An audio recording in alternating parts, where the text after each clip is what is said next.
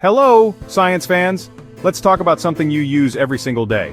Maybe without even thinking about it. It's the secret ingredient that makes your computer, well, a computer? I'm talking about the operating system, or as the cool kids call it, the OS. So what is it? Imagine your computer is like a big, busy kitchen. You have the oven, the refrigerator, the mixer, and all sorts of ingredients. The operating system is like the head chef. It doesn't cook the food itself, but it tells everything else what to do, when to do it, and how to work together to make a delicious meal. It's the boss, the manager, the conductor of the orchestra. An operating system is a special kind of software. Software is just a set of instructions that tells a computer what to do. But this software is the most important software of all. It's the first thing that wakes up when you turn your computer on, and the last thing to go to sleep when you shut it down. Without it, your computer would just be a box of plastic, metal, and wires. Now, let's use our imaginations. Consider this. What would a computer be like without an operating system? It would be like trying to drive a car where you had to manage every single part yourself. You'd have to manually inject fuel into the engine, turn the spark plugs at the exact right time, and spin the wheels with your own hands, all while trying to steer. It would be chaos. You wouldn't get very far, would you? That's what early computers were like. They were magnificent machines, but they were incredibly difficult to use for anyone who wasn't a highly trained expert. In the early days of computing, there was no friendly screen with icons and menus. To get a computer to do something, even a simple calculation, you had to feed it instructions, one by one. This was often done using things like punch cards, stiff pieces of paper with holes punched in them. Each pattern of holes represented a tiny piece of an instruction. You had to write a program that not only did your task, like adding two numbers, but also included commands to directly control the hardware for every single step. It was slow, tedious, and one wrong punch could ruin the whole thing. This is why operating systems were such a revolutionary invention. They took on all those complicated, repetitive, and difficult tasks. So we know the operating system is the boss. But what does a boss actually do all day? Well, it has a very important to-do list with 4 main jobs. File management, running programs, controlling hardware, security. First up is managing all your files and folders. Think of your computer's storage, the hard drive or solid-state drive, as a giant filing cabinet. Without an OS, it would just be one enormous, messy drawer. The operating system acts as the super-organized librarian. It creates a system of folders, the drawers, and files, the documents inside. The second big job is running your programs, or what we call applications. When you double-click an icon to start a game or browser, you're telling the OS, run this program now. The operating system then finds the program in storage and loads it into active memory, RAM. It gives the program the resources it needs to run. Third on the list is controlling the hardware, central processing unit, the CPU, memory, RAM, storage drives, a mouse, a keyboard, a monitor, a printer, speakers, a webcam. Finally, the fourth crucial job is security. The operating system is your computer's first line of defense, like the security guard at the front door. It controls who gets to access your computer and what they're allowed to do. It all starts the moment you press that power button. Electricity flows to the computer's components, and a tiny special program stored on a chip on the motherboard wakes up. This program's only job is to find the operating system on your hard drive and start it.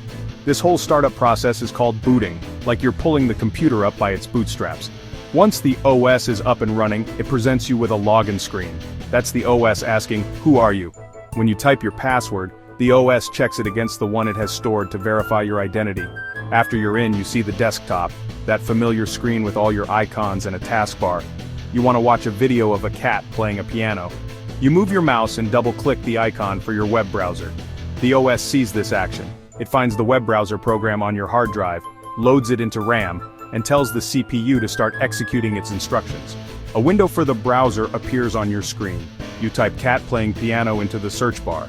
The OS captures your keystrokes and sends them to the browser application. The browser then uses your internet connection, which the OS is also managing, to find the video. When you click play, a lot happens at once. The OS sends the picture part to your graphics card to be displayed on the monitor, and it sends the sound part to your sound card to be played through the speakers. All of this happens at the same time, seamlessly. So, just like there are many different brands and models of cars, there are also different kinds of operating systems. They all do the same basic jobs we've talked about, but they look and feel different, and are often found on different types of devices. First up is Microsoft Windows. This is probably the most widely used OS for desktop and laptop computers. If you've used a computer at a school library or office, there's a good chance it was running Windows. Next in line is Apple's macOS. It runs on Apple's Macintosh computers, the iMac and the MacBook. macOS is famous for a clean, elegant design and being very user-friendly, especially for creative tasks like video editing and graphic design. Then we have Linux, the powerhouse of the open-source world. Linux is less common on everyday desktops but runs a huge portion of the internet's servers. Finally, the operating systems that power the computers in our pockets. The most popular is Google's Android. Like Linux, Android is open source. So many companies, Samsung, Google, Motorola, make phones that use it. The other major mobile player is Apple's iOS, which runs exclusively on the iPhone. Both Android and iOS are built for touchscreens and mobile devices, managing cellular connections, GPS, and cameras. They are specialized chefs for the kitchens in our pockets. You might think operating systems are only for big, serious computers, but consider this. They are hiding everywhere. We are surrounded by devices that have a little computer brain inside, and almost all of those brains need an OS to function. What about that smart TV in your living room? When you turn it on and see a menu with apps like Netflix, YouTube, Hulu, you are interacting with an operating system. It might be a version of Android TV, Roku OS, or WebOS. Modern cars are a great example. Maps lets you play music and connects to your phone is powered by an operating system. Your smartwatch, your home security camera, your smart speaker that plays music when you ask. Each one has a small, efficient operating system inside, coordinating its specific tasks.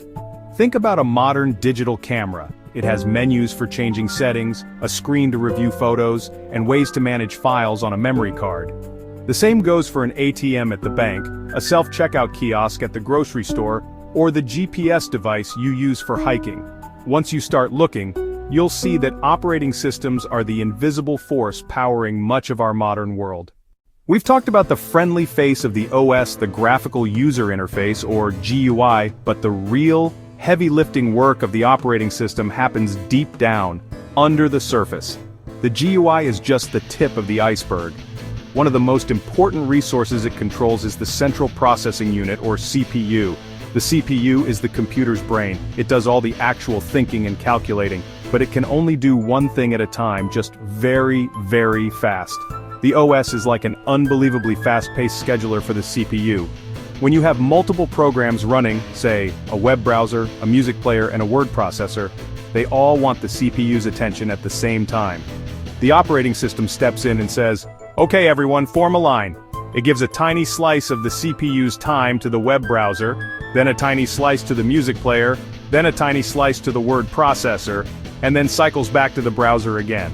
Another critical resource the OS manages is memory, or RAM. RAM is the computer's short-term workspace. The operating system has to act like a strict librarian for this workspace.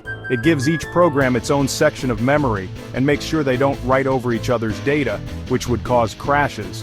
When you close a program, the OS cleans up the memory it was using, making that space available for something else. The operating system also handles all the input and output, or I/O. The OS takes your print requests, puts them in a line, a print queue, and sends them to the printer one by one in the background. So, after all this, let's bring it all together. Why is the operating system such a big deal? It's important because it creates a standard, predictable platform. Imagine if every single car model required a completely different way of steering, accelerating, braking. The OS provides a standard way for software to run. This allows for a massive ecosystem of software that can run on millions of different computers. The operating system is also what makes computers accessible to everyone. Before graphical operating systems like Windows and the original Mac OS, using a computer required you to memorize complex text commands.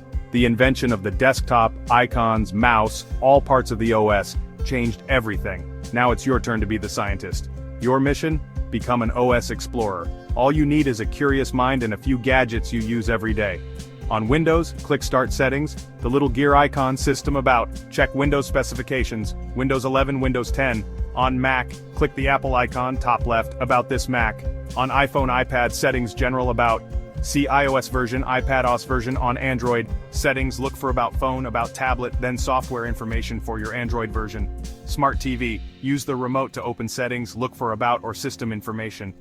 Do you have a game console like a PlayStation, Xbox, Nintendo Switch? They all have their own custom operating systems. Don't change anything, just observe. By the end of your mission, you'll have a list of all the different OS species living in your home. This science is truly everywhere.